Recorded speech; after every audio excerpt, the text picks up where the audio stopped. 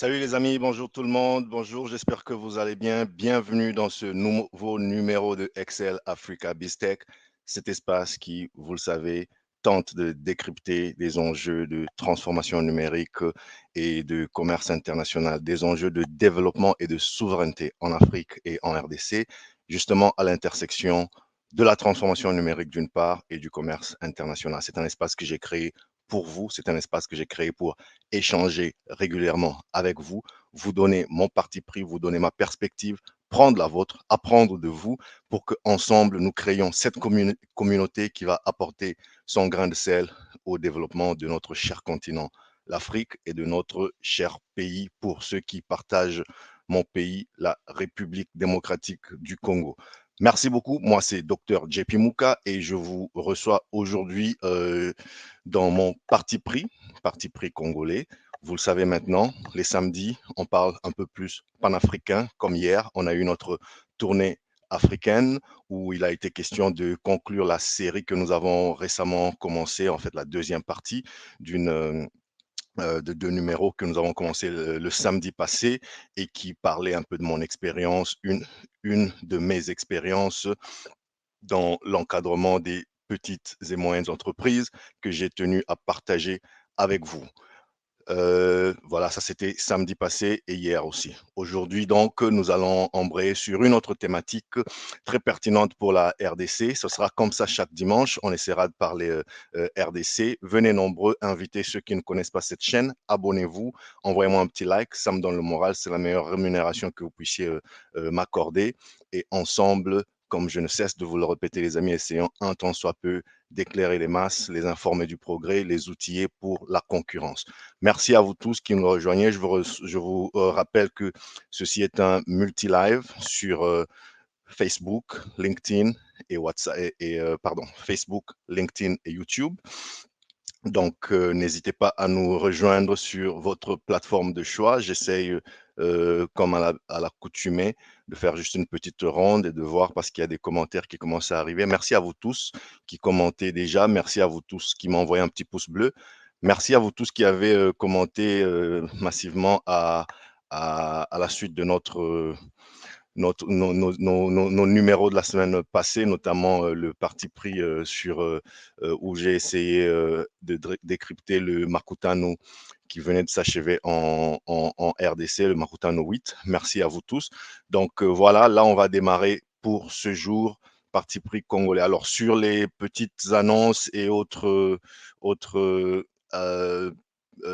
annonces et communiqués d'usage, je tiens tout simplement à vous signaler que l'heure, pour moi, a changé et pour certains d'entre vous qui êtes en Amérique du Nord. Donc là, par exemple, ce matin, on est passé à l'heure d'hiver. Donc Montréal, l'heure n'a pas changé. Notre rendez-vous, jusqu'à preuve du contraire, ce sera 19 heures. Partout où vous êtes en Amérique du Nord, l'heure n'a pas changé. L'heure à laquelle vous suiviez ce live reste la même. En revanche, vu que le décalage est un peu plus long, parce on a reculé d'une heure, on est passé à l'heure d'hiver. Donc, je tenais juste à préciser que désormais, Kinshasa, c'est 18 heures. Johannesburg, Lubumbashi, 19 heures. Avant, c'était une heure de moins. Donc, s'il vous plaît, mettez dans vos agendas Kinshasa, 18 heures, Johannesburg, Lubumbashi, 19 heures. De toute façon, dans le doute, référez-vous à votre calendrier. Si vous êtes dans une ville que je n'ai pas citée, je sais par exemple qu'en Europe, on ne passe pas toujours à l'heure d'hiver au même moment.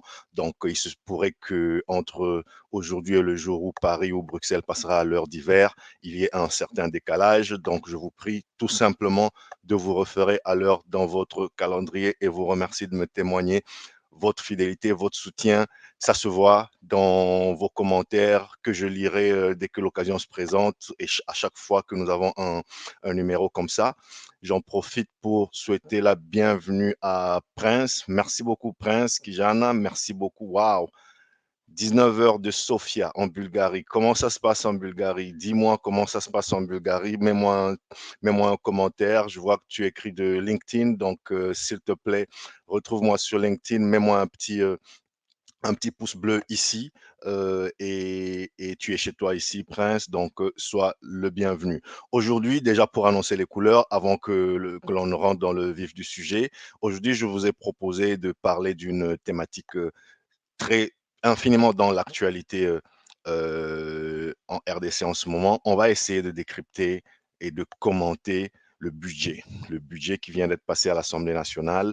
Et je vais vous rappeler, parce que beaucoup d'entre vous le savent déjà, pourquoi c'est important. Vous me dites, oui, mais c'est quoi? Qu'est-ce que ça a à voir avec la BizTech? Eh bien, ça a tout à voir avec la BizTech. D'abord avec les affaires et ensuite avec les implications que cela pourrait ou devrait avoir avec la technologie. Donc voilà, on va y revenir.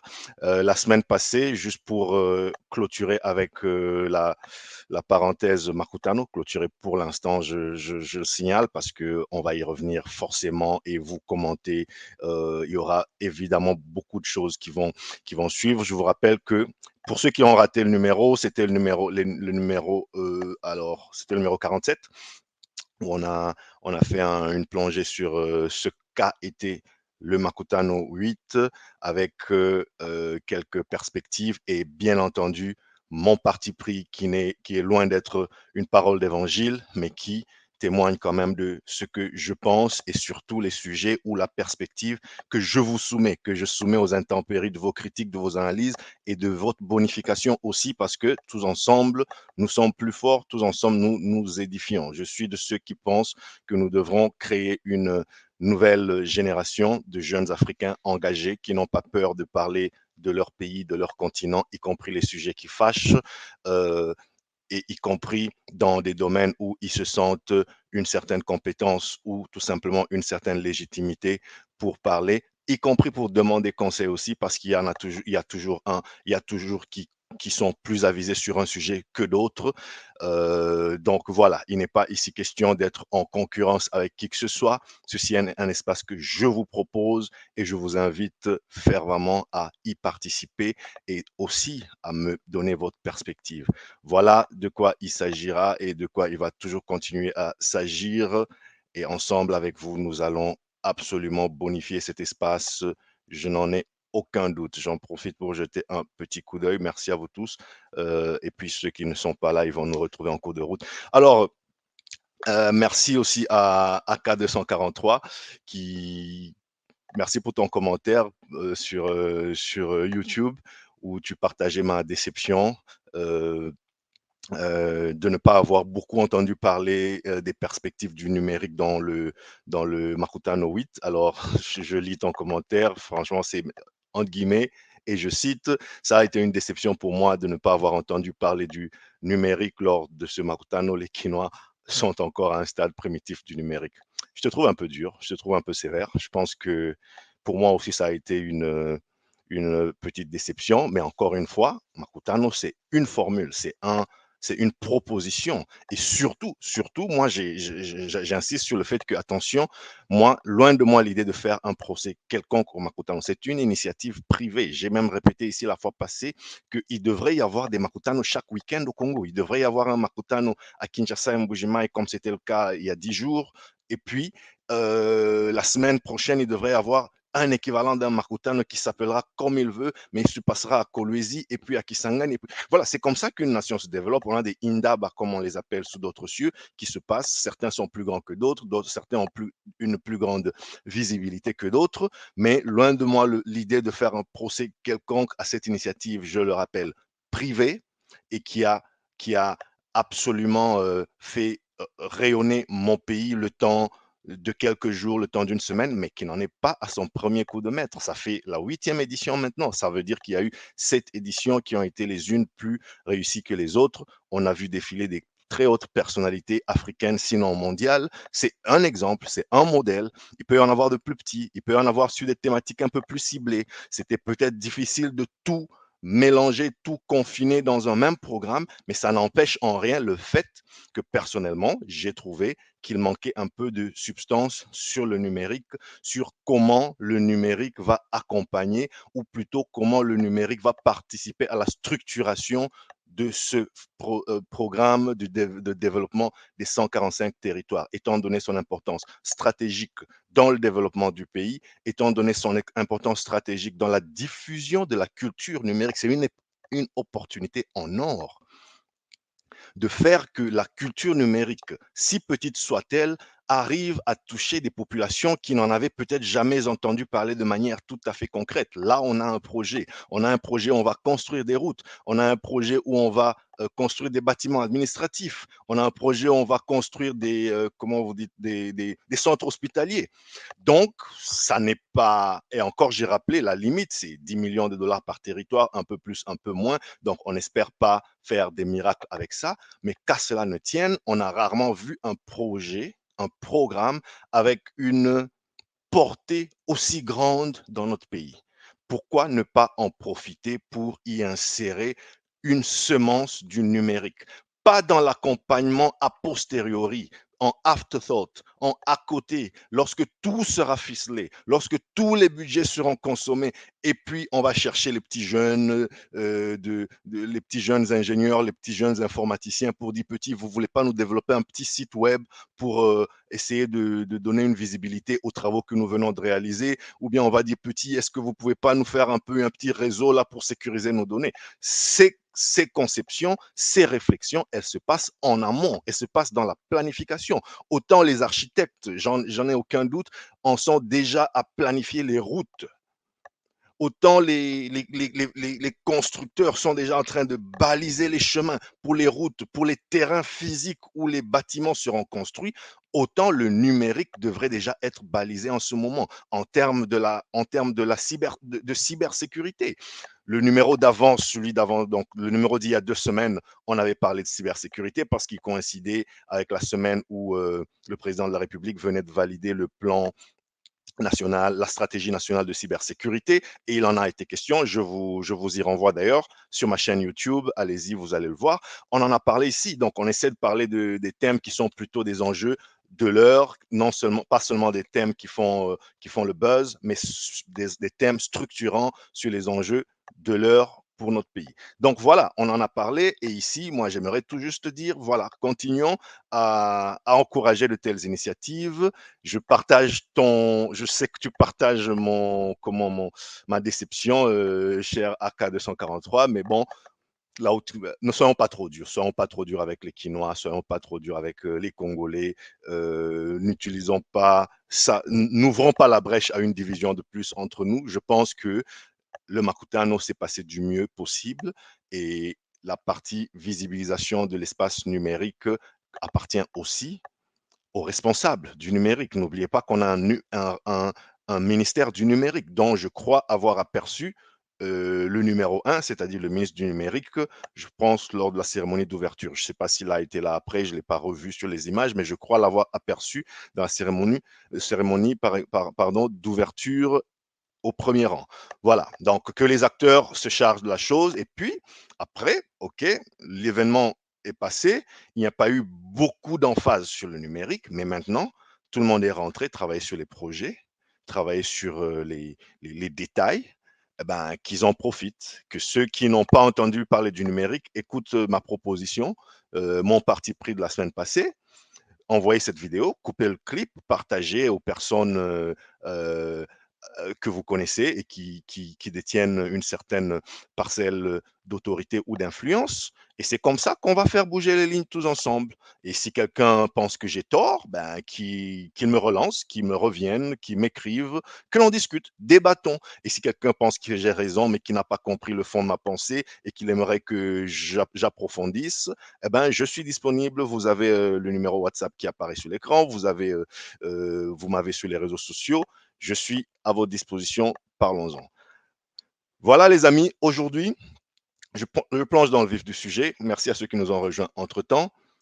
Je vous propose de parler du budget. Vous avez tous suivi comme moi que le budget de la RDC dans la semaine écoulée est accru de 32%, donc il passe de à peu près 11 millions de dollars, équivalent de dollars américains, à 14,6 millions de dollars américains. Donc ce projet de budget 2023 qui a été adopté à l'Assemblée nationale et qui en ce moment est passé dans une commission à l'ECOFIN pour certains toilettages. Évidemment que ceci constitue un record parce qu'on n'avait jamais vu ça, un budget de 14 milliards de dollars dans notre pays, disons-le. En préparant ce numéro, je suis même tombé sur des chiffres que personnellement, j'avais soit ignoré, soit oublié. On vient quand même d'une réalité où en 2002-2003, le budget tournait autour de 100 millions. Je pense autour des années 2000, on était autour de 100 millions de dollars. Je pense qu'à l'arrivée du président Joseph Kabila, il trouve le budget autour de 300 millions de dollars. Et puis voilà, on est monté. Je pense qu'il l'amène à 800 millions de dollars. Je crois que à l'avènement du gouvernement Muzito, on est passé pour la première fois dans le milliard à 3,5 milliards de dollars. Donc, si vous voulez, ce n'est pas moi qui vais vous dire qu'il n'y a pas eu de progression dans le temps. La question, elle est ailleurs et nous y venons. Alors, une fois qu'on a dit tout cela, c'est une progression, elle est consolidée, on est d'accord. Il faut aussi quand même un peu, tout simplement, préciser c'est quoi un budget national parce qu'à force de se le répéter, il y en a qui connaissent tellement trop bien et qui oublient que peut-être qu'il y en a qui ont besoin d'être un peu rappelés pour que chaque fois que l'on pérore sur ces sujets, chaque fois que vous et moi on s'égosille sur ces sujets, on se rappelle tout simplement de quoi nous sommes en train de parler. Alors là, on parle de prévision. Le budget, c'est des prévisions de dépenses et de recettes, un peu comme dans nos vies personnelles, vous et moi. C'est-à-dire, au début de l'année, on planifie les dépenses, les recettes. D'accord. Et puis, voilà, je me dis, bon, cette année, voilà, avec mon salaire de 100, bon, je vais le gagner 12 fois parce que je suis salarié mensuel. Donc, je prévois gagner 1200 cette année, 100 fois 12. Et puis, mon loyer, c'est 20. Et puis, mon carburant, ça me prend à peu près autant. Voilà, c'est un peu ce que vous faites avec madame, avec monsieur, avec vos enfants tous les mois. C'est un peu, c'est le principe est le même. Maintenant, l'échelle, elle est beaucoup plus grande, les impondérables sont beaucoup plus grands lorsqu'il s'agit de parler d'un pays. Et donc, puisque ce sont des prévisions, elles ne sont pas toujours certaines. C'est comme la météo. Elles sont donc, et c'est le cas de se dire, sujettes à plusieurs intempéries, plusieurs facteurs. Certains sont contrôlés, d'autres le sont beaucoup moins. Voyez-vous? Par exemple, ce budget ici, quand vous regardez, il est sujet, et en général, un budget, il est sujet au PIB, c'est-à-dire à la richesse qu'aura produite le pays dans l'année en question. C'est comme moi, je vous ramène à l'exemple de famille. J'ai fait un budget, j'ai promis d'acheter une chaussure à mon fils, j'ai promis d'acheter une robe à ma fille, j'ai promis des vacances à mes enfants, mais tout cela part du principe que je vais garder mon emploi, je vais gagner pareil ou plus que je gagne aujourd'hui. Parce que si entre-temps le chômage frappe, si entre-temps il y a un truc qui arrive, eh ben, la chaussure, elle risque de tarder à arriver. Les vacances, on va mettre une croix, etc., etc. Vous voyez le principe. Donc, par exemple, cette année, le budget congolais, je pense il est sujet à certaines conditions, certains impondérables. Par exemple, un PIB de 6,7%. Si on fait moins que ça sera difficile à tenir. Un taux d'inflation moyen de 8,9%. C'est-à-dire, dans une période d'incertitude, on va dire globale, si d'ici là, je ne sais pas, il se passe quelque chose, la guerre en Ukraine ou la guerre dans les Grands Lacs, ou quelque chose qui pousse, je sais pas, comment dirais-je, qui pousse les prix des matières premières à s'envoler et puis l'approvisionnement à être compliqué, comme on le voit en Europe avec les prix du gaz, etc. Eh ben, ça crée de l'inflation. Et si on se retrouve à une inflation supérieure à 8%, eh ben, ce budget-là, il sera difficile à tenir. Le taux de change, c'est aussi une chose parce que tous ces chiffres que je vous les donne en équivalent dollar américain. Le vrai budget, il est fait en francs congolais. N'oublions pas que la RDC, ça ne se voit pas toujours, mais elle a quand même une monnaie nationale qui s'appelle le franc congolais. Donc tous ces chiffres sont des équivalents en francs congolais à un taux du jour, à un taux particulier. Aujourd'hui, là, je pense que ce budget a été établi de ce que j'ai pu voir sur un taux de 2000 dollars, 2021 dollars. Pardon, francs congolais, c'est-à-dire un taux d'1 dollar pour 2021 francs congolais. Donc, si dans 6 mois, il se passait des choses qui font que le franc congolais périclite et qui s'échange à 3000 francs congolais le dollar, évidemment que ce budget-là aura du mal à être respectée. Il y a aussi, par exemple, la pression fiscale. N'oubliez pas que l'État, une des plus importantes sources de revenus d'un État, eh ben, c'est la fiscalité. C'est ce qu'il te prend à toi et à moi sur nos revenus, sur ce que nous gagnons et aux entreprises, etc. C'est avec ça qu'il consolide son budget, c'est avec ça qu'il exécute finalement son programme. Et la pression fiscale, elle doit être maintenue à un certain niveau. Ce budget, il part d'une hypothèse que la pression fiscale devrait rester autour de 14%. S'il se passe des choses où, je ne sais pas moi, toutes les entreprises, allez, le cas hypothétique où toutes les entreprises mettaient une pression de malade sur le budget, sur l'État, et l'État se voit obligé de réduire les taxes, par exemple, et que la pression fiscale, elle se retrouve à une moyenne de, je sais pas moi, 10%, eh ben, on aura du mal à obtenir les 14 milliards que je viens de vous citer. Et quand on parle de pression fiscale, je vous rappelle que la pression fiscale, c'est la moyenne de à peu près ce que l'État prend sur tout le monde. D'accord? Parce que pour les employés, l'impôt sur le revenu, il a un certain pourcentage, mais les plus riches, ils sont taxés différemment. Dans les télécommunications, ils sont taxés différemment. Les banques sont taxées différemment. Et donc, quand on fait un certain agrégat et une certaine moyenne de tout ça, on tombe à un certain chiffre. Ce n'est pas pour dire que non, demain, votre salaire sera absolument taxé à 14%, pareil avec le minier, etc., etc. Non, nous sommes en train de parler là des moyennes. Donc, vous voyez, ça, c'était juste pour planter le décor, pour expliquer que voilà, un budget, on en parle beaucoup, mais bon, c'est des prévisions après tout. Et c'est des prévisions, c'est-à-dire qui pourraient ou ne pas se réaliser. On pourrait aussi, en ce moment-ci, précis, parler de comment il a été reparti. Et je vous dirai pourquoi on en parle. Alors, on va vous abreuver un tout petit peu des chiffres, je vous promets, ce ne sera pas long, mais c'est pour vous montrer un peu où je veux en venir. 33% dépenses administratives et publiques. C'est à ça que servira ce budget de cette année 2020, donc 2023. 33%, donc le tiers de cet argent, ira aux dépenses administratives et publiques. Par administratives et publiques, on entend les dépenses de la présidence, les dépenses du gouvernement, donc le gouvernement, le Parlement. Ils se repartissent ces 33% là-bas. OK? On a 22% qui partent aux affaires économiques. Affaires économiques veut dire, en gros, pêche, élevage, agriculture, développement rural et transport routier, électricité. Et puis, bon, voilà. C'est ça les rubriques, plus ou moins, qui font les 22% des affaires économiques. 18% part dans l'enseignement. Alors, 18% dans l'enseignement, c'est en gros le PST et puis les SU, enseignement primaire, enseignement secondaire. 10% santé. Les 10% partent à la santé, 7% vont à la défense, sujet très chaud en ce moment pour tous les Congolais. D'ailleurs, ce chiffre, il était assez attendu, 7% à la défense. OK, il est doublé, à peu près doublé de l'année passée. L'année passée, il tournait autour de 3,5%. Cette année, il va être presque 7%. Doublé par rapport à l'année passée, pourquoi pas? De toute façon, si j'ai bien compris, le pays est en guerre et tout le monde en a pris conscience après tout ce qui vient de se passer.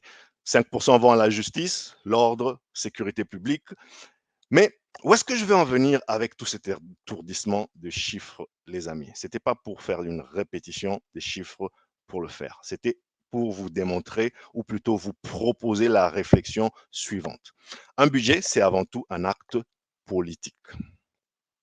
Oui, il y a beaucoup de chiffres. Oui, ça ressemble beaucoup fiévreusement à de l'économie, mais c'est avant tout un acte politique. Politique en ce qui fixe le cap. Il affiche les priorités d'un gouvernement. Il affiche les intentions. Lorsque la défense des États-Unis avoisine un budget de 700 milliards de dollars, vous me dites peut-être que c'est un besoin existentiel. S'il en manque un seul milliard ou un seul dollar, peut-être que les États-Unis vont disparaître. Moi, j'en sais rien. Mais c'est surtout, et c'est ça que moi je sais, un affichage d'une ferme intention de dominer le monde, de dire, pas stop, attention, ça rigole pas avec nous. Qui s'y frotte, s'y pique mortellement. On a un budget de 700 milliards de dollars, pendant que certains, nous autres, vous et moi, on est en train d'ergoter sur est-ce que c'est 16,3, est-ce que c'est 16,2. Il y en a qui en sont à 700 milliards de dollars. Parlant de besoins existentiels, je signale que pour la climatisation seulement du Pentagone, pour ceux qui ne le savaient pas, le budget avoisine les 20 milliards de dollars. Je parle de la climatisation du Pentagone, c'est-à-dire la clim, hein. On réchauffe le bâtiment, le conditionnement d'air, les splits et tout. On est en train de tourner autour de 20 milliards de dollars pour l'année. Voyez-vous? C'est plus que tout le budget de la NASA. La NASA est un peu en dessous de ça, autour de 17, 18, 19 milliards de dollars. La clim seulement, la climatisation seulement du Pentagone américain touche les 20 milliards de dollars. C'est-à-dire pendant que certains se battent sur il faut monter de 2 degrés ou descendre de 2 degrés la clim quand il fait froid, et puis porter un col roulé, et puis il faut mettre des doudounes. Chez moi en Afrique du Sud, on aime bien avoir des bouillottes quand il fait très froid, parce que si vous connaissez l'Afrique du Sud, vous savez que les maisons sud-africaines en briques ne sont pas très propices ou les mieux préparées au climat plutôt froid en hiver. Et la brique, ça emmagasine pas mal, la brique et le ciment, ça emmagasine pas mal le froid, contrairement aux maisons en Occident, notamment en Amérique du Nord, qui sont plus en bois et en contreplaqué, etc. Donc, en Afrique du Sud, quand il fait froid en hiver, c'est vrai, c'est pas le froid sibérien non plus, mais quand il fait 0 degré, le mur, il est glacé. Et quand le mur il est glacé, soit vous mettez la clim à fond, vous mettez le chauffage à fond et ça vous explose la facture d'électricité lorsque Escom vous donne du courant. Parce que là, on est en, je sais pas moi, j'ai pas regardé ce matin, c'est quoi stage what? On était en stage 5, donc load shedding, c'est-à-dire les délestages de courant. L'Afrique du Sud est en train carrément de rejoindre le reste de l'Afrique avec des coupures intempestives du courant. Mais ça, c'est un autre sujet. Nous en parlerons peut-être un jour. Mais la réalité, c'est que chauffer votre maison en Afrique du Sud, ça n'est pas donné. Et donc, qu'est-ce que l'on fait? On prend nos bouillottes d'eau chaude, on les garde sur nous. Pendant que nous, on essaye de chercher toutes ces petites solutions-là, le Pentagone, les amis, vous claque 20 milliards sur la clim parce que apparemment, c'est existentiel. Et puis, de toutes les façons, c'est leur argent. Ils en font exactement ce qu'ils veulent. Alors, les politiques, ils sont souvent jugés avant tout sur ce qu'ils disent qu'ils vont faire. Ben, c'est ça. C'est pour ça que les déclarations d'intention sont importantes, notamment quand on a un budget. Vous voyez ici, ce serait quand même bizarre qu'un pays qui se dit en guerre diminue par exemple le budget de la défense. Imaginez, dans la même semaine où la RDC est attaquée, et se fait agresser, le président de la République déclare un état de, je ne crois pas qu'il a employé le mot guerre, mais c'est tout comme. Donc, bref, il faut être en état de vigilance, il faut qu'on soit souple, bon, je sais pas si ça s'appelle autrement que la guerre, mais bon, vous avez tous suivi ce que le président de la République nous a demandé de faire et la vigilance à laquelle il nous a tous exhortés et à la vigilance à laquelle nous sommes tous tenus de rester. Donc, voilà, pendant qu'on est dans cet état-là, ça ferait un peu désordre si on sortait avec un budget militaire qui a été réduit de 10% ou de combien. Voilà, ça ferait quelque peu désordre. Donc, l'intention, c'est de dire, on veut mettre un focus sur la sécurité, on veut récupérer les parties du territoire qui sont envahies en ce moment, etc., etc. Eh ben, c'est un peu ça. Et on peut le trouver triste, on peut le trouver cynique, mais les politiques, ils sont jugés souvent sur ce qu'ils disent qu'ils vont faire, pas toujours sur ce qu'ils ont en réalité fait. D'ailleurs, les plus cyniques vont dire les politiques ne sont jamais jugés sur ce qu'ils ont fait en réalité. Ils sont toujours jugés sur ce qu'ils promettent. On le voit partout. On le voit partout et ça n'est pas une invention congolaise ni africaine. C'est partout à travers le monde. Et puis après, on revient, on dit non, mais ce que tu as promis ne ressemble pas à ce que tu as fait. Et puis on peut ergoter là-dessus. Je souriais, c'est hier matin, non, cette semaine en tout cas, hier ou il y a 2 jours, je souriais quand je regardais un récent sondage qui disait que les Français, s'il y avait élection présidentielle aujourd'hui, il y en a une légère majorité qui pense que ça n'est pas le président actuel qui serait élu, ce serait quelqu'un d'autre, ce serait en l'occurrence Marine Le Pen qui serait élue, etc. Alors moi, j'ai un peu souri, je dis, mais la politique, finalement, elle est tellement intéressante. J'ai envie de dire à mes amis français très aimablement, mais attendez, mais vous venez pas là de voter il y a là, c'était quand? Il y a C'était au mois d'avril, non? Fin avril, fin avril. Celui qui est là, il est là que depuis mai. Qu'est-ce qui a changé entre-temps? Est-ce que ce qui se passe aujourd'hui, c'est pas ce que ses concurrents vous disaient que ça se passerait? Bah, vous avez décidé, le peuple est souverain, celui qui est là, il a la légitimité. Et puis voilà, après, attendez 5 ans, faut pas, je sais pas, les sondages, et ça, je parle des sondages, c'est quand ils sont pas orientés, c'est quand ils n'essaient pas de nous distiller un certain point de vue dans l'opinion, comme c'est souvent le cas d'ailleurs, disons-le. Les sondages sont jamais cette sainte neutralité qu'on a parfois la naïve impression de croire que, oulala, les Français se sont réveillés et se sont dit, ou les Congolais se sont réveillés, se sont dit que s'il y avait élection aujourd'hui, c'est elle qui gagnerait. Non, c'est un message qu'on est en train d'inoculer à travers des résultats. Ça peut être vrai, ça peut ne pas être faux, c'est peut-être pas fabriqué. C'est d'ailleurs très probablement scientifiquement vrai parce que c'est des instituts scientifiquement sérieux. Seulement sur l'idéologie, sur le message qu'ils veulent passer à travers ces chiffres, ça fait permettez que je souris quand on me dit bon voilà, les gens qui ont voté, qui ont donné la majorité il y a 6 mois à M. Macron, ils viennent aujourd'hui raconter que s'il y avait élection aujourd'hui, sachant qu'il n'y aura pas élection aujourd'hui, hein, la prochaine c'est dans 4 ans et demi, hein, mais ils disent s'il y avait élection aujourd'hui, c'est Le Pen et non Macron qui gagnerait, etc., etc. C'est à se demander à quoi servent vraiment ce genre de choses. Ça avance qui à quoi? Mais bon, c'est leur pays, ils font ce qu'ils veulent. Nous aussi, on a nos problèmes. Faisons ce que l'on peut. Donc, voilà. Donc, voilà.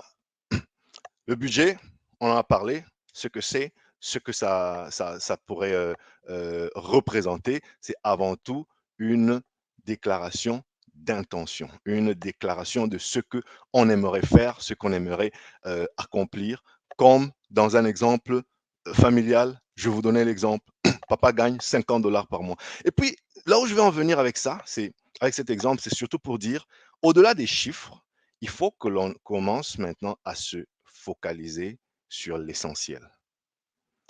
Ces chiffres, en soi, moi, je les trouve complètement dérisoires par rapport à la grandeur qu'on est en droit de la grandeur qu'on est en droit de se faire, la grandeur qu'on est en droit de s'imaginer en tant que Congolais pour ce que représente notre pays dans les enjeux mondiaux. Je trouve que tous ces montants sont absolument dérisoires. C'est pour ça que je vous sors les 700 millions des Américains et les 20 milliards de la climatisation seulement du Pentagone. Mais je sais qu'on va aussi m'imposer, ou plutôt m'opposer, l'argument du réalisme. On me dira, mais attention, on vient de loin. Et ça n'est pas faux. On vient de loin. Et je l'ai même dit. Il y a pas une génération, on tournait encore autour de, je pense en dollars constants, on tournait autour de 100 milliards, 100 millions de dollars, et puis 800 millions, et puis 3,5 millions. Aujourd'hui, on est à 14 000, oui, 3,5 milliards. Aujourd'hui, on est à 14 milliards. Qu'on ne vienne pas me dire que je n'ai pas dit que ça évolue. Tout ce que je dis, c'est que les proportions demeurent infiniment petites. Elles demeurent infimes, insignifiantes au regard des problèmes qui sont les nôtres. Y a-t-il eu dans l'absolu comment dirais-je, une progression? Absolument. Mais est-ce que sur le terrain, ça résout des vrais problèmes? Moi, je suis tenté de dire que non, parce que ce que nous avons comme problème dépasse toute proportion. Il y a beaucoup de souffrance et il n'y a pas un seul domaine qui est épargné par cette décrépitude de tous les aspects de la vie chez nous. Et ça nous concerne, nous tous, au plus haut point. Voilà. Donc, au lieu d'ergoter sur, voilà, papa, il gagne 50 dollars et puis il fait des promesses, des promesses, des promesses, il a plusieurs enfants, toi, tu vas à l'université cette année, mais papa, à l'université, ça coûte 500 dollars par mois. OK, mettons par an, tout ce que tu veux. Donc, juste ma scolarité, elle coûte 10 fois ton salaire. Alors, on peut ergoter comme on veut aujourd'hui sur, voilà, tu vas me donner un peu pour ceci, et puis mon petit frère, et puis ma petite sœur. Mais à un moment, j'ai envie de te dire, papa, peut-être qu'il faudrait que tu te concentres d'abord sur vraiment trouver un meilleur boulot. Hein? Générer un peu plus d'argent. Quand tu gagneras 2000 dollars comme le papa de mon ami, bon, peut-être qu'on pourra, tu vois, ma scolarité à l'université, elle pourra être dans des proportions réalisables et puis les vacances, on pourra en parler. Sinon, on s'abreuve de chiffres, on discute et puis ils sont recevables et puis les opposants de bonne ou de mauvaise foi les trouvent non recevables et puis on critique et puis on jase et puis on parle, mais on ne perdons surtout pas de vue que les montants dont nous parlons ici par rapport à nos problèmes, ils sont infinitésimaux. Ils sont modiques. Il faut donc passer à une plus grande échelle. Mais comment on passe à une plus grande échelle? Comment on accroît tout ça? Dites-moi d'ailleurs ce que vous en pensez. Est-ce que vous pensez que je suis complètement à côté de la plaque? Est-ce qu'il y a quelqu'un qui réagit en ce moment? Je regarde tout simplement. Si vous êtes là, faites-moi un petit coucou. Je ne vous entends pas beaucoup. Dites-moi ce que vous en pensez. Est-ce que vous partagez ma position là-dessus? Est-ce que vous trouvez que je suis trop dur? Est-ce que vous auriez, vous, une attitude ou une perspective différente? Qu'est-ce que j'ai raté? Qu'est-ce que je ne prends pas suffisamment en compte dans tout ce qui vient d'être dit jusque-là? Dites-moi ce que vous en pensez. Commentez, envoyez-moi votre feedback. N'oubliez pas, on est en multi-live, YouTube, Facebook, LinkedIn. Donc, vous me rejoignez, vous m'écrivez, vous me contactez sur la plateforme de votre choix et on discute tous ensemble. D'accord?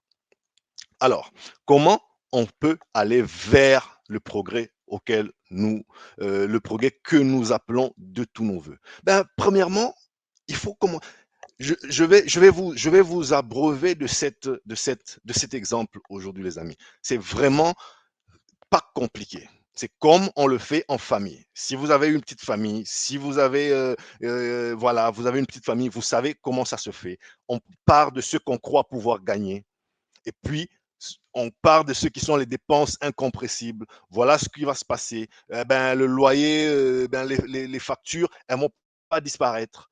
Il faut payer ce qu'il faut payer. Et puis avec ce qui restera, on planifiera les vacances. Est-ce qu'on va s'endetter en plus ou pas? Mais en tout cas, il y a des choses qui sont incompressibles, qui ne peuvent pas bouger. Eh bien, c'est de cela qu'il s'agit ici aussi. Donc, comme moi je le ferais, si c'était dans mon foyer, comme tu le ferais si c'était dans ta petite famille, premièrement, lorsque ça sert, lorsqu'on te dit, papa, ce que tu viens de promettre pour cette année n'est pas assez, qu'est-ce que tu fais? Eh bien, premièrement, tu bouches les trous. Tu bouches les trous, tu réduis les dépenses.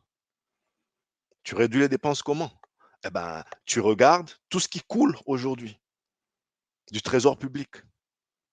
Tu jettes un coup d'œil là-dessus, tout ce qui coule. Et on peut en reparler ici. Tout ce qui est coulage des recettes, tout ce qui est corruption, tout ce qui est détournement. Il y a de l'argent, il y a des milliards qui devraient revenir au trésor public et qui sont détournés, qui finissent dans des poches des individus. Ainsi, on se retrouve dans une situation absolument atypique d'un État où vous avez des individus qui, en moyenne, sont plus riches que l'État. Comment voulez-vous que l'État ait une parcelle d'autorité, un pouvoir? Comment voulez-vous qu'on ait peur d'un État pauvre? Donc, la lutte contre la corruption, ça n'est pas seulement pour faire du bruit. La lutte pour la corruption, ça n'est pas seulement pour jeter des individus en prison, mais la lutte contre la corruption, c'est vraiment pour infuser une peur du gendarme, une culture de la peur du gendarme, comme je crois que ça a commencé à venir.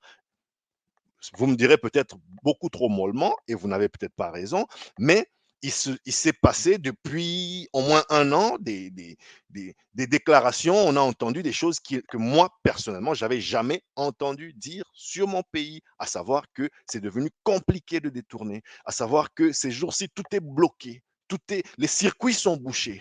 L'argent ne circule pas, comme on dit chez nous. Hmm? Donc, voilà, avec les contrôles qui se font, notamment avec l'IGF et tout ce qui doit se faire. Moi, je pense, je l'ai dit dans un autre numéro, j'en parlerai peut-être dans un numéro où ce sera plus propice. Moi, je suis absolument contre la théâtralisation des contrôles de gestion. Absolument contre. Je suis absolument. Je sais qu'on a une culture où on doit toujours avoir une idole. Hein.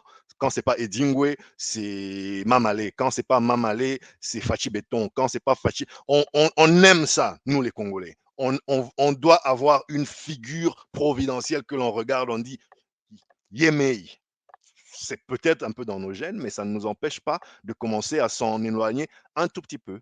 Donc, je l'ai peut-être dit avant, mais moi je crois que personnellement, je ne connais pas le nom du Jules Alinguete des États-Unis ou du Canada ou de l'Afrique du Sud ou de la France. Voilà, si tu cherches, tu vas trouver, mais c'est pas un nom que tout le monde connaît.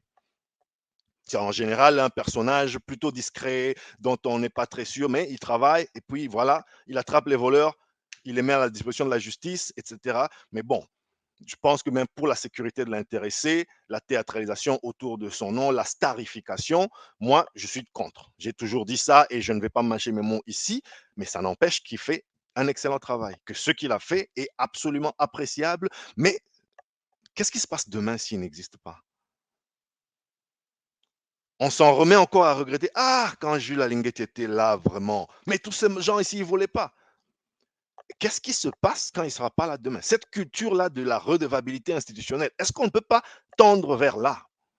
Moi, je préfère ne pas savoir qui est l'inspecteur général des finances, mais avoir une inspection générale des finances et tous les services censés faire des contrôles financiers, des gendarmes, la patrouille financière, tout ce que comment vous les appelez, qui fonctionnent, qui attrapent les voleurs, qui les mettent à disposition de la justice et la justice qui fait son travail et l'argent volé qui est récupéré, qui revient dans le compte du trésor et le développement qui se fait.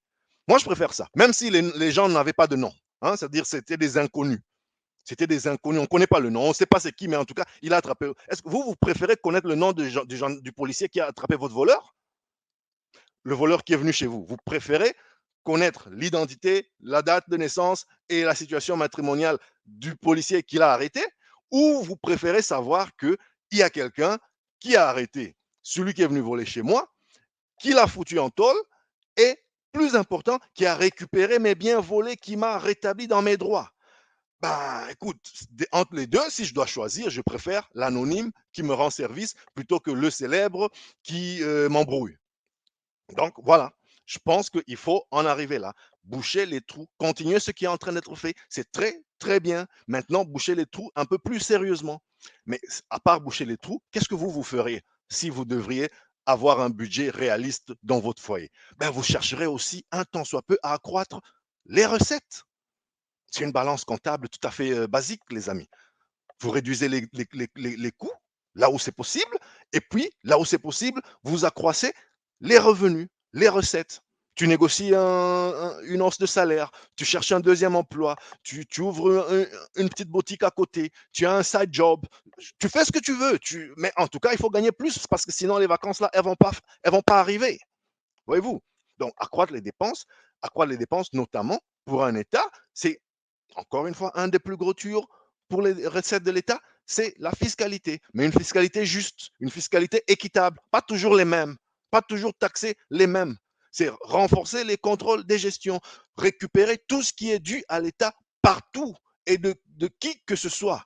Pas toujours les mêmes, les proies faciles, toujours la petite, toujours les pauvres, toujours la maman au marché que l'on raquette tous les matins pour sa table là. D'ailleurs, montant qui ne finit presque jamais dans le trésor public. Non, qu'il y ait une fiscalité transparente, claire, juste. S'il faut plus taxer une certaine catégorie, ça se passe sous forme de loi et ça se passe comme ça. Chaque pays décide ce qu'il veut faire. Mais ce que nous, on doit décider, que ce soit connu et surtout que ce soit suivi et exécuté. Professionnaliser les sociétés d'État, par exemple. C'est une manière d'accroître les recettes de l'État, rendre les sociétés d'État plus compétitives. Au passage, les digitaliser. Vous qui vous demandez jusque-là, mais où est-ce qu'on en est avec la transformation numérique? Qu'est-ce que tout ceci a à voir avec la transformation numérique? Si, ça a tout à voir avec la transformation numérique. Vous pensez éliminer le coulage comment?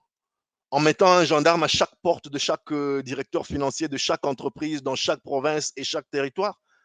Ben, il faut digitaliser. Si vous n'avez pas encore compris, il est temps que l'on parle le même langage ici, les amis. Il faut digitaliser. Il faut que l'administration publique soit digitalisée. Il faut que les régies financières soient digitalisées comme elles sont en train de le faire maintenant. Il faut que ça continue. Moi, je suis content quand je vois ce qui est en train de se faire dans les régies financières. On en parlera peut-être un jour. Je vais vous faire un numéro là-dessus parce que je suis parmi ceux qui, à ma moindre mesure, j'ai contribué à ce changement de narratif, à ce changement perspective, pardon, dans les régies financières. Quand moi j'ai commencé, avec ceux qui étaient là, il y en avait avant moi, mais quand moi j'ai commencé à parler numérique aux régies financières en RDC, je regrette. La plupart de mes interlocuteurs, ils étaient largués. Largués soit par choix, parce qu'ils ne voulaient pas suivre, parce que ce n'était pas une bonne nouvelle pour eux, mais aussi largués tout à fait parce qu'ils ne comprenaient pas de quoi on parlait. Voilà, ils ne comprenaient pas. C'était compliqué. Aujourd'hui, ben, je ne vous parle pas d'hier, hein, quand même, modestement, permettez-moi de prétendre avoir un tout petit peu cheminé. Moi, je circule dans les administrations publiques au Congo depuis bientôt 20 ans.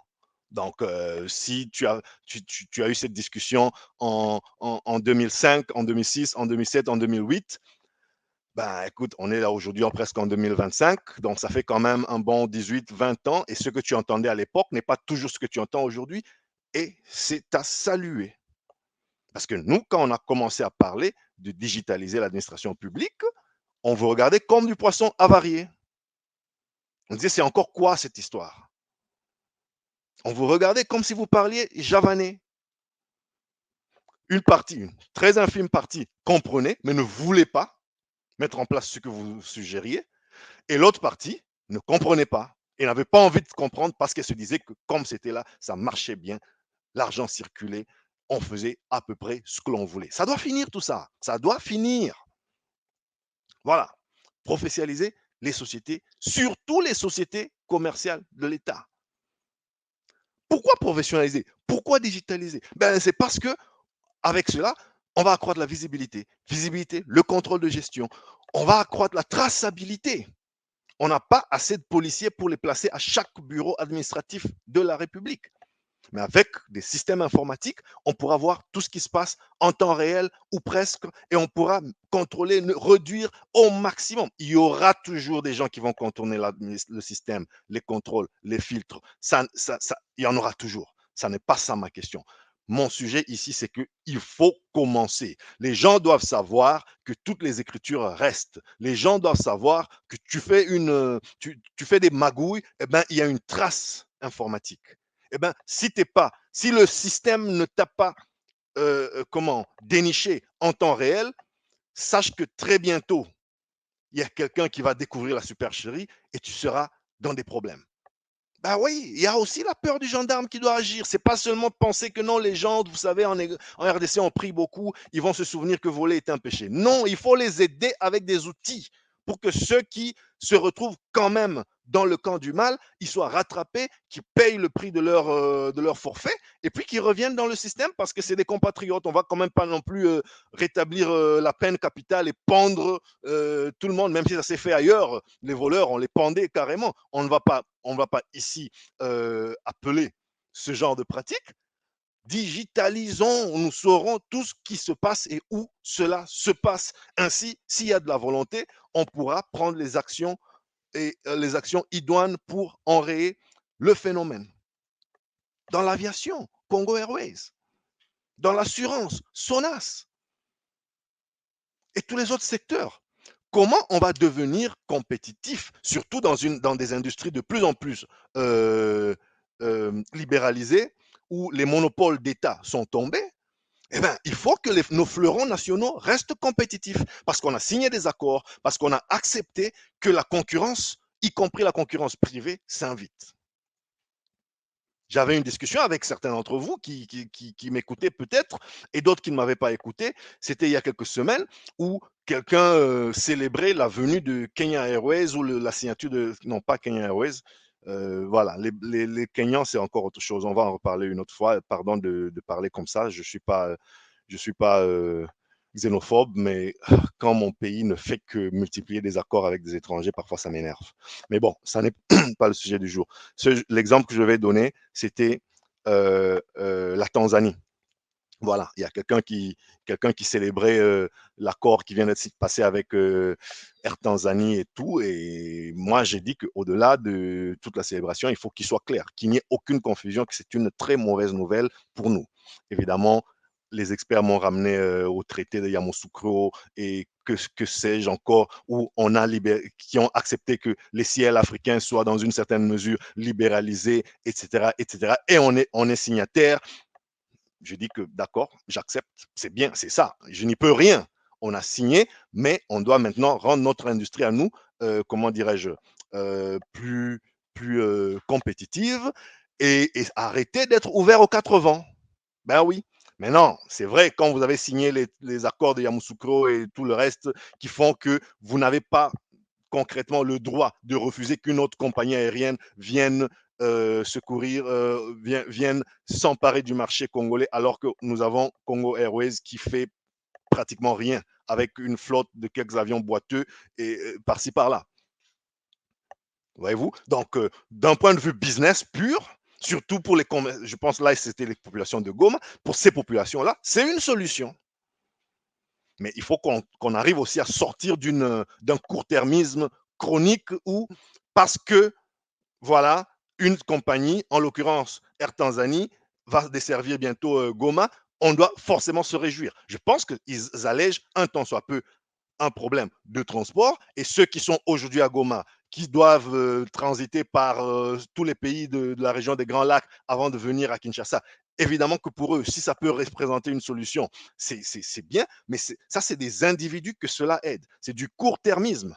Quelle est la vision? Qu'est-ce que nous voulons faire de notre compagnie nationale qui est là et qui est là depuis 7 ans, comme ça?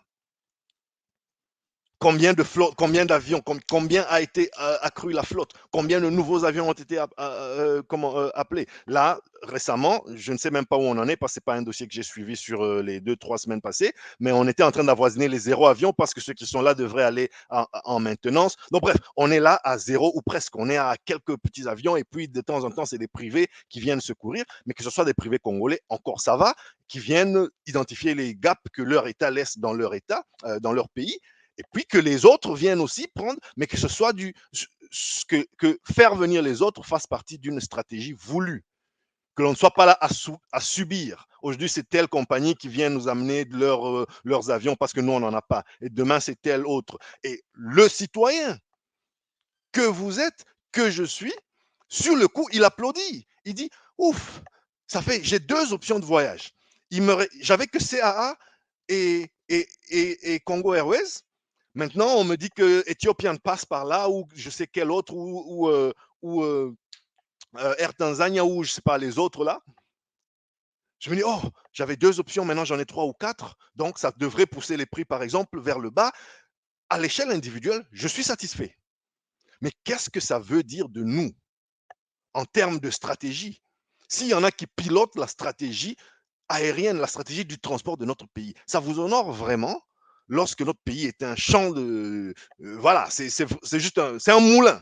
On rentre comme on veut, on amène sa compagnie aérienne parce que de toute façon, localement, il n'y a rien en face. Et on start de nos 2 345 000 km². Quand est-ce qu'on va quand est-ce qu'on va penser à les, euh, euh, les, les désenclaver, tous ces villages, toutes ces villes? Oui, le pouvoir d'achat, il viendra, mais commençons par quelque chose déjà. C'est pas tout le monde qui a de quoi s'acheter un billet d'avion. C'est des problèmes qui sont imbriqués, mais la logique reste la même. La vision devrait rester la même. Qu'est-ce que nous, on veut faire? Donc voilà, rendons nos compagnies, nos fleurons nationaux plus compétitifs, ils vont gagner plus d'argent parce que l'État est actionnaire là-dedans. Si la GECAMIN se porte mieux, si Congo Airways se porte mieux, si la SNEL se porte mieux et qu'il n'y a pas de détournement et qu'il n'y a pas de dépenses inconsidérées, ben, pourquoi l'État ne s'en porterait pas mieux? Parce que l'État est actionnaire. Aujourd'hui, dans beaucoup de ces compagnies-là, l'État est actionnaire de zéro parce qu'elles ne produisent pas grand-chose. Et le peu qui est produit est de toutes les façons dilapidé. Voyez-vous? Donc, c'est autant de domaines. Et c'est pour ça que je dis la digitalisation, elle est plus que jamais d'actualité. Que ce soit dans les impôts, comme on venait d'en parler, pour infuser la culture fiscale, pour renforcer par la force, s'il le faut, la culture fiscale. Le foncier, parlons de culture fiscale, l'impôt foncier, impôt sur le revenu locatif, impôt foncier. Bah, c'est des manques à gagner pour nos États comme ça, parce qu'ils ne sont pas digitalisés. J'ai vu passer il y a quelques mois un projet de digitalisation de l'impôt sur le revenu locatif, je pense. Je ne sais même pas ce qu'il y en a, ce qu'il en est. Si vous avez été affecté par ça, si vous êtes locataire ou propriétaire à Kinshasa, dites-moi, vous avez vu, passez-vous un truc comme ça, impôt sur le revenu locatif, parce que dans les médias, il y a quelques mois, allez, il faut que je cherche, mais c'est pas très récent. Il y a peut-être 4, 5 mois, j'ai j'ai même travaillé, je crois, sur cette chaîne, sur un papier qui parlait d'un nouveau portail pour digitaliser l'impôt foncier et tout. Dites-moi ce qu'il en est. D'ailleurs, j'ai suivi un débat cette semaine sur, je crois que c'était sur Top Congo FM, où on parlait de l'impôt sur le revenu locatif. J'aimerais que vous me confirmiez qui paye l'impôt sur le revenu locatif. Est-ce que c'est le locataire ou c'est le bailleur? Je sais que si je suis locataire, j'ai une maison, j'occupe une maison, le loyer c'est 200 $, l'impôt sur le revenu locatif c'est un pourcentage de ça, 15% je pense, hein. Corrigez-moi si je me trompe. Qui paye le pourcentage là? Est-ce que c'est moi qui retiens à la source, puis je vais déposer à l'État, ou moi je paye au bailleur ce que je lui dois, et lui a la responsabilité d'aller payer à l'État. Avisez-moi et édifiez-moi sur cette question-là, s'il vous plaît. J'ai pas eu le temps d'aller vérifier. J'ai suivi ce débat il y a peut-être 3, 4 jours sur Top Congo FM, et puis j'ai pas eu le temps d'aller vérifier. Ça existe quelque part, il faut juste aller lire. J'ai pas eu ce temps-là. Si vous avez la réponse au bout des doigts, dites-moi qui doit payer l'impôt sur le revenu locatif. Parce que tout ça, ça joue sur comment un système est digitalisé. Il est digitalisé à quel niveau? Moi, je me serais dit peut-être que ça devrait être le bailleur parce que c'est sa maison. Et puis même en termes de suivi, le bailleur, la maison, c'est un bien immobilier qui ne bouge pas. Donc il est facilement traçable. Mais j'ai cru entendre dans l'argument que je suivais, auquel je fais allusion sur Top Congo FM, que c'était plutôt le locataire qui devait aller payer. Donc je suis un peu perdu là, édifiez-moi s'il vous plaît. Et puis, si c'est le locataire, bah, le suivi il devient absolument cauchemardesque. Comment vous faites? Donc le locataire, il quitte une maison. Il n'a pas fini de payer son. Supposons que le locataire quitte une maison, il déménage, il est parti, il a consommé sa garantie, il est parti, et puis il doit de l'argent sur le revenu locatif. Comment vous faites si la responsabilité du paiement, elle réside avec le locataire? Comment on fait? On va le poursuivre partout où il va aller? Avec quel numéro d'identité? Identifiant unique? Quelle social security? Où on va savoir? Parce que sous d'autres cieux, ben, tu fais des crimes où tu vas, tu changes d'état, tu changes de pays, tu as ton numéro qui te suit. Tu changes d'emploi, tu as ton numéro qui te suit. Tu as un deuxième job, tu as ton numéro qui te suit. Tu as ton numéro d'identité, ton social security number, ton SIN, voilà, ton numéro d'identité. Ici, chez nous, avec notre état civil encore balbutiant, on me connaît à Kin comme Mbuyamba Muka Jean-Paul. On me connaît à Lubumbashi comme Jean-Paul Muka Mbuyamba. On me connaît à Mbujimai comme Nyamansonga Muka Wampo Ichepela. On me connaît, enfin, donc j'ai comme ça, et partout où je vais, oh, mon nom de baptême c'est Jano. Donc sur ma carte de baptême, il est écrit Jano Muka Nyamansonga Mbuyamba. Donc voilà, tout ça, ce sont mes identités. Ça fait au moins 4 ou 5 comme ça. Et j'ai une carte d'identité comme ça partout. Je ne sais plus ce qui est écrit sur ma carte d'électeur, mais voilà. C'est pour dire comment vous allez. Donc, quand je fais un forfait, quand je ne paye pas ce que je dois, et puis je bouge, on me retrouve comment? Donc, je ne sais pas. Dites-moi, moi, je me serais dit que ça devrait être lié à la propriété immobilière qui, elle, ne bouge pas. Cette maison-là doit à l'État autant sur tous les impôts sur le revenu locatif qui ont été payés ou les impôts fonciers qui auraient dû être payés à l'État. Je ne sais pas, mais peut-être que ce n'est pas comme ça que c'est conçu, et je ne dis pas que j'ai raison ou que les autres ont tort. Si vous en savez plus, édifiez-moi, écrivez-moi, ce serait un plaisir de vous lire là-dessus. Alors, voilà. Et donc, je suis en train d'atterrir les amis, parlant de rendre nos entreprises publiques compétitives pour justement accroître le fameux budget, eh ben, il faut aussi, et ça, on se le répète, mais ça n'arrête pas. On se le répète, mais on dirait que rien n'est fait. Il faut nommer les bonnes personnes au bon endroit. Je pense que non, ça devient. En fait, je sais pas, moi je suis fatigué. Je sais pas vous, mais moi je suis fatigué. Parce qu'on a comme l'impression que le message est déjà passé, mais au fil des nominations, au fil des observations, on se rend compte que rien ne change.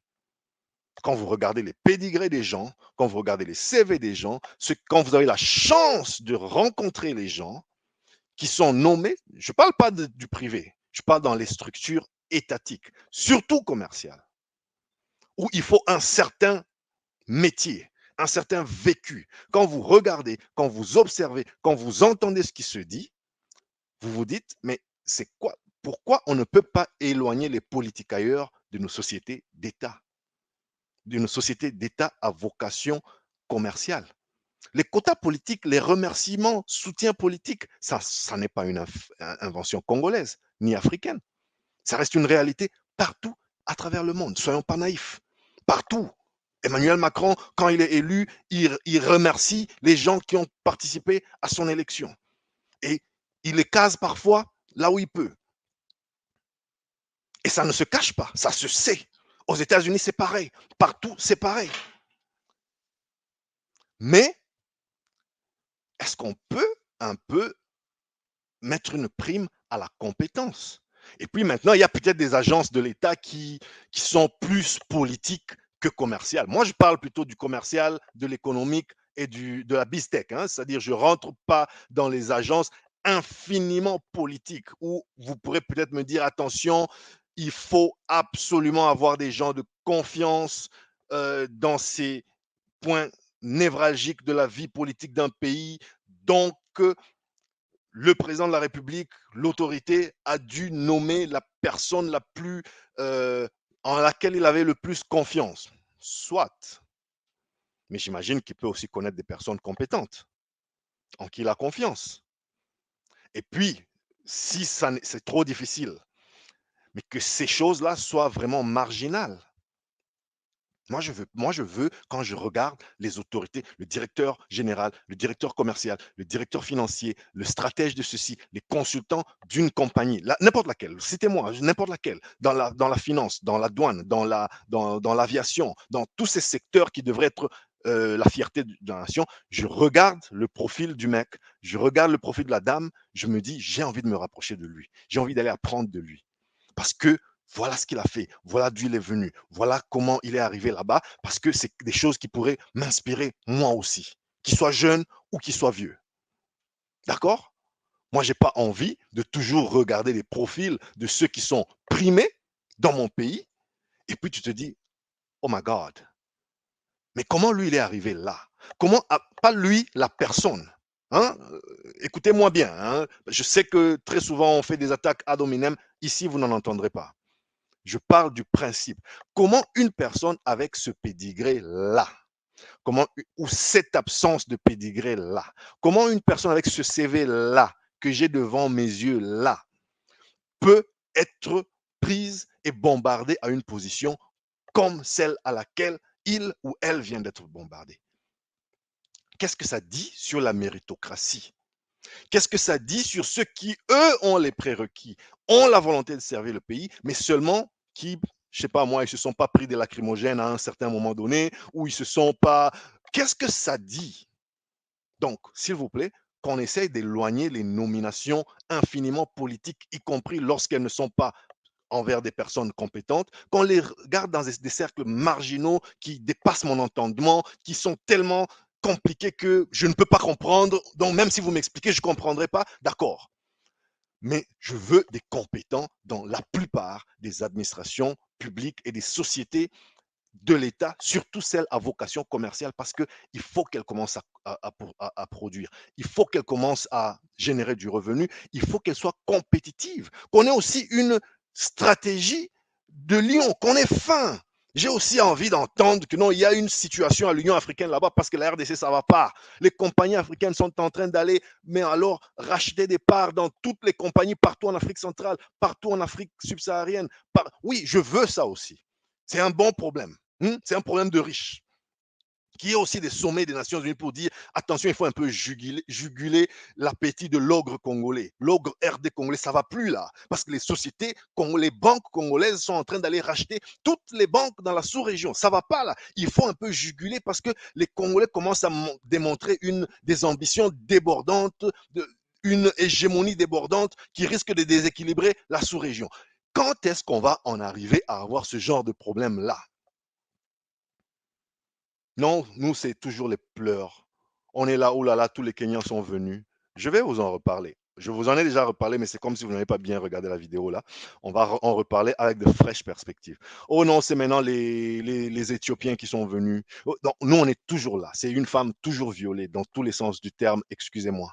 C'est toujours nous, toujours la victime, toujours. Moi, je veux que l'on renverse la dynamique. Et moi, je crois que les jeunes de ma génération ont tout ce qu'il faut. On a le talent, on a la compétence, on a les diplômes, on a le bagage intellectuel, on a l'éducation, on a, on a le discernement, on a la capacité d'apprendre ce que l'on n'a pas, on a le savoir-faire, on a le savoir-être, on a le faire savoir pour aller faire bouger ces lignes-là.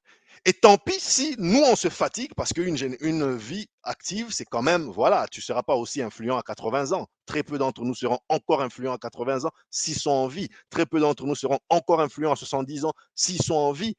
Et même à 60 ans. Mais dans ton temps utile, entre guillemets, qui te reste, si tu es de ma génération, il te reste encore un bon 20, 30 ans de temps utile.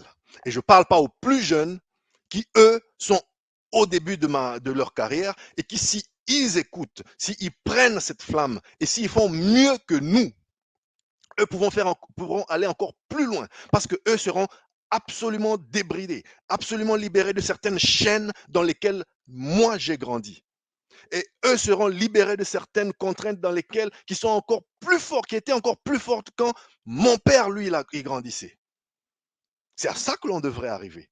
Donc, tant pis si ma génération ne voit pas l'aboutissement de tout ce que je suis en train de dire, mais j'ai envie de savoir que les plus jeunes, ceux qui commencent aujourd'hui, les 20-25 ans aujourd'hui, eux vont bonifier cette œuvre. Ils vont faire mieux que nous. Nous, déjà, dans nos 20-30 ans de vie utile, si Dieu nous prête vie, on va faire mieux que les vieux qui ont tenté avant nous, qui pour la plupart ont échoué lamentablement, mais c'était peut-être pour d'autres raisons.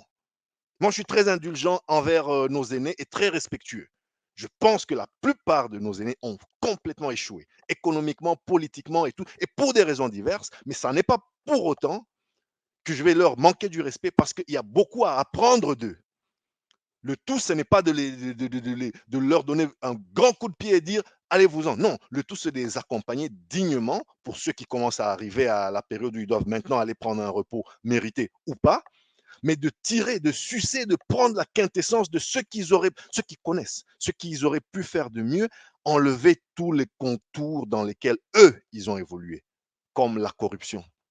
Moi, je suis pratiquement convaincu qu'il y a nos aînés qui avaient de quoi mieux faire, mais l'environnement dans lequel ils ont baigné les a comme absorbés.